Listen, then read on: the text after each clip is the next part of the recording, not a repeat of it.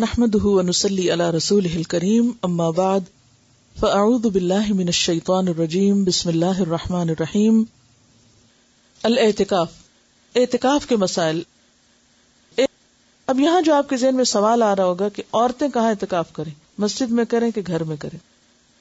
تو بات یہ ہے کہ اعتکاف تو مسجد ہی میں ہے، لیکن اگر کسی مسجد میں یا قریب میں کوئی ایسی جگہ ہے ہی نہیں، یعنی مسجد میں تو عموماً بعض اوقات عورتوں کی نماز پڑھنے کی جگہ نہیں، تو اعتکاف کی جگہ کہاں ہوگی؟ یا یہ کہ جگہ تو ہے لیکن محفوظ نہیں، تو ایسی صورت میں پھر انسان بالکل نیکی سے محروم نہ رہے، گھر میں بیٹھ جائے جہاں اس نے اپنی نماز کی جگہ گھر میں بنائی ہوئی ہے. لیکن اصل اعتکاف جو مسنون ہے وہ جامع مسجد میں ہی ہوتا ہے، گھر کی مسجد میں یا اس میں نہیں ہوتا. اب اس میں آپ سوچ رہے ہوں گے، کنفیوژن ہو گیا آپ کے، اچھا یہ ہوتا ہے یہ نہیں ہوتا، اسی لیے بہت سوال اٹھتے ہیں. اگر ایک بات آپ سمجھ لیں تو سارے کنفیوژن دور ہو جائیں گے. ایک ہے آئیڈیل سچویشن جو اصلی ہے، اور وہ کیا ہے؟ 10 دن کا اعتکاف روزے کے ساتھ جامع مسجد کے اندر، جس میں ساری شرائط پوری کی جائیں جو بھی بیان کی گئی، کہ باہر نہ جنازے کے لیے نہ ہی کسی اور ضرورت کے لیے، کہ مسلسل مستقل طور پر انسان وار. دوسری صورت یہ ہے کہ وہ کرنے کی، یعنی اس اعلیٰ درجے کی نیکی کی تو یا ہمت نہیں یا چانسز نہیں یا کوئی چوائس ہی نہیں یا کوئی فیسلٹی نہیں، تو اس صورت میں آپ کیا کریں؟ دن کم کر سکتے ہیں. اگر کسی کو کوئی ایسا شرعی عذر ہے کہ روزہ نہیں رکھ رہا، تو سوچتا چلو میں ایک جگہ بیٹھ کے عبادت کر لوں، مسجد میں نہیں تو گھر میں بیٹھ جائے، وہ پھر کیا ہے؟ کنوینئنس کا اعتکاف ہے. ٹھیک ہے، تو کنوینئنس میں تو پھر آپ ایک دن کا کر لیں، گھر میں بیٹھ کے کر لیں، کھانا بھی پکا لیں اور آ کے اپنی جگہ پہ بھی بیٹھ جائیں، پھر وہ ایک دوسری صورت ہے. تو اس فرق کو اگر آپ پہچان جائیں تو سارے مسئلے حل ہو جائیں گے. یا تو آپ وہ اعتکاف کریں جو اصل اعتکاف ہے، جس کو اعتکاف کہا گیا، اور اگر وہ نہیں تو پھر جو چاہیں کریں، جتنی دیر بھی کریں، کیونکہ عبادت ضائع نہیں ہوتی. یعنی یہ گھنٹے جو چند گھنٹوں یا رات کا ہوگا، یہ ضروری نہیں ہے کہ آپ عصر کے وقت کریں یا صبح کے وقت کریں، جب بھی موقع ہو. ہاں، نیت کر لیں. تراویح کے لیے جب آپ جائیں تو اس وقت کی نیت کر لیں کہ میں اس وقت میں اعتکاف میں ہوں، بس. اصل میں فائدہ اس کا کیا ہے؟ یکسوئی سے عبادت کرنا، یہ اصل. قولی رمضان و سنت الاعتکاف، رمضان اور اعتکاف کی سنت. اللہ تعالی کا قرب حاصل کرنے کے لیے عبادت کی غرض سے مسجد میں رہنا اعتکاف کہلاتا ہے. یعنی والقلب متوجہ الی اللہ، جسمانی طور پر بھی اور قلبی طور پر بھی اللہ سبحانہ وتعالی کی طرف متوجہ ہونا، اور مسجد میں بیٹھ کر. ویسے تو انسان بازار میں بھی ہو تو دل کس کی طرف متوجہ ہونا چاہیے؟ بازار کی چیزوں کی طرف، وہاں بھی اللہ کی یاد ہونی چاہیے. لیکن مسجد میں بیٹھ کر تو زیادہ. اگر کوئی مسجد میں بیٹھ کر بھی اللہ کو یاد نہ کرے تو اس کے بارے میں کیا کہتے ہیں آپ؟ کیا خیال ہے؟ کوئی جواب نہیں.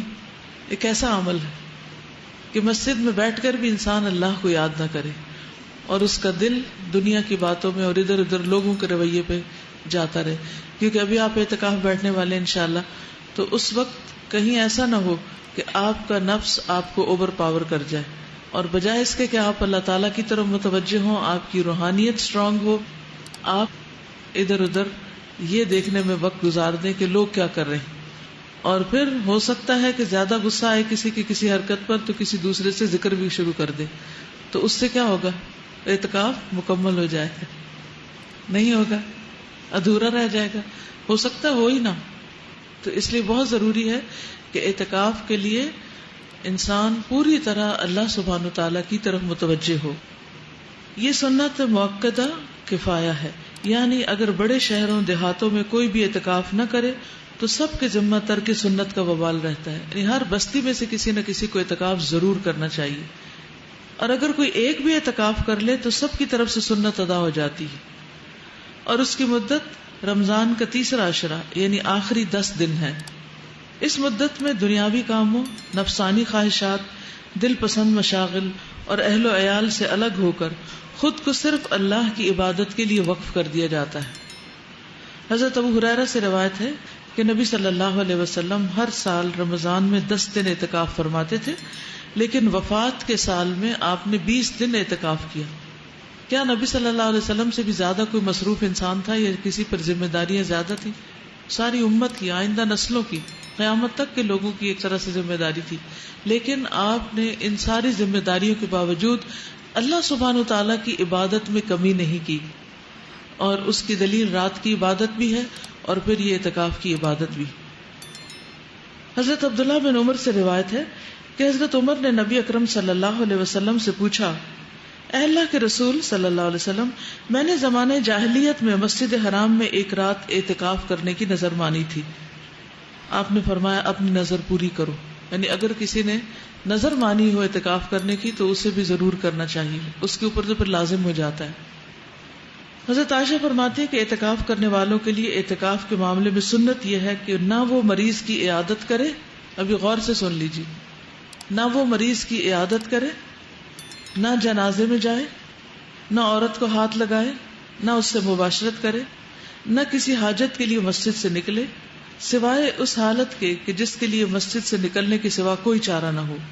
مثلا ٹوائلٹ نہیں ہے مسجد کے اندر، جیسے مسجد حرام میں مسجد نبی کے اندر ٹوائلٹس نہیں ہے، باہر ہے نکل کے، تو اس صورت میں دور جا سکتے ہیں. یا نہانا ہے تو نہانے کا کوئی انتظام نہیں ہے مسجد میں اور نہانا ضروری بھی ہے تو اس صورت میں مسجد سے باہر جا سکتے ہیں.